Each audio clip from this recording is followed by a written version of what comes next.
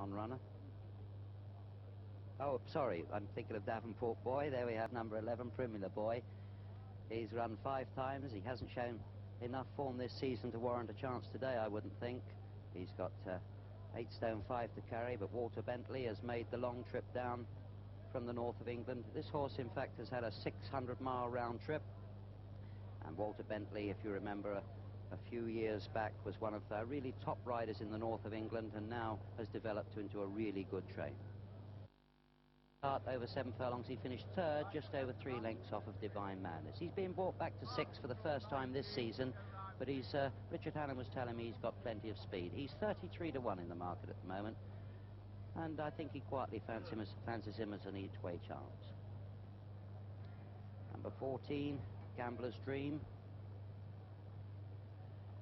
Gambler's Dream won 2 races last year at Goodwood and Brighton. He's run twice this season. He hasn't figured in the placings. He usually shows his best form on sharp track, so I wouldn't think Ascot stiff 6 is going to suit him, and as nearly always runs in blinkers. Ernie Johnson in the saddle, and Ernie bid him for his 22nd winner of the year.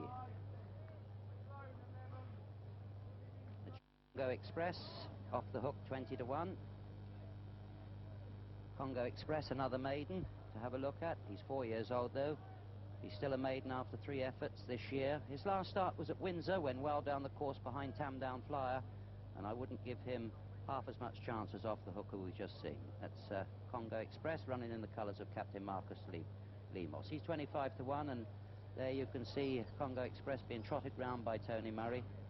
Quite a lot of jockeys like to do this if it's raining, because they're rather like athletes' horses, and you can keep that blood surging through their veins. It stops them stiffening up. And these horses have really got to hit the stalls today running, because the race really could unfold in the first furlong, because if you can get a flyer and then hold that lead and just give your horse a chance after halfway, it's a big advantage. First movement, 11 to 2 favourite from 13 to 2, 9 to 1 bar. There's Battle Hymn. He's got a little bit warm. Another 3-year-old trained by Guy Harwood as off the hook.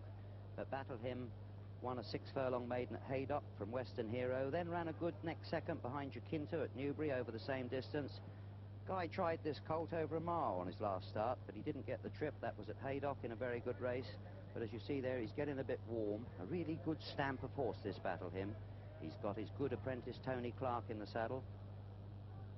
And another one that I could see figuring in the placings at the end. But I think, as John says, you'll most likely see anything up to 12 to 14 horses in a line as they go past the post. As I say, 7 to 2, Murillo 9 to 1 now from 10s, Battle Hymn and Gambler's Dream 12 to 1, Camisite and Peon Court with Ferryman 14 to 1. Melissa Jane has drifted right to 16. It was 20. It came in a few points there. 16 to 1 with Doc Martin, Jasmine Star and Hollywood Party, all on 16 to 1. Amorous 2 is 16 to 1, 20 to 1 bar. Quite a lot of the runners in the stalls, but there's one still to go in. Premier Lass, one of the 3 fillies in the race. She's trained by Philip Mitchell, and a pretty consistent filly this. She's won 4 of her 5 starts, but lost 1 in the steward's room. And she's 20 to 1, Premier Lass, who we've just seen. She went into stall 14. Steve Cawthon on Hollywood Party. He's going into stall 10. There you can see the long line of these 24 runners. Gradually you'll see the jockeys begin to tighten up, and there's one standing right up in the boxes down the far side. First movement, 11 to 2 favourite, Murillo 9 to 1, Battle Hymn 12 to 1, Gambler's Dream also 12 to 1 and 14 to 1 bar. Well, it's going to be a pretty crucial moment in a minute. Let's join Peter O'Sullivan. Yes, just going into stall 24, Sanjarida, and that's it.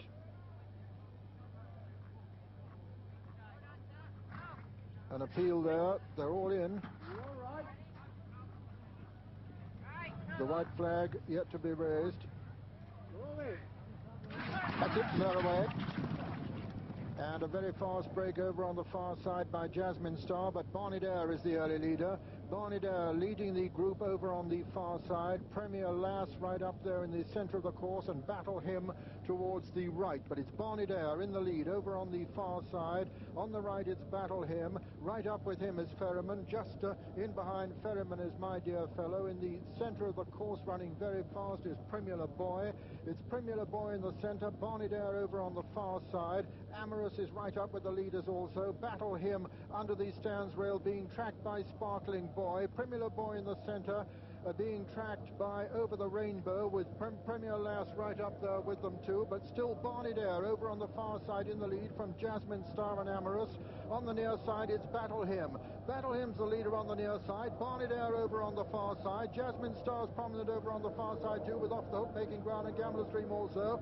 But it's Battle Him in the centre who's in the lead now as they race into the closing stages. It's Battle Him who's been prominent throughout, being pressed by Murillo now as they race up towards the line. Sparkling Boy's putting in a good run, but for me, Battle Him is just going to win it, and at the line, Battle Him is the winner. It's a very close thing for second and third, with Camiside just second for me. Battle Him the winner, Camiside is second, and very close for the third, fourth and fifth places. Battle Him is the winner, Camiside is second, and the judge is pretty certain to call on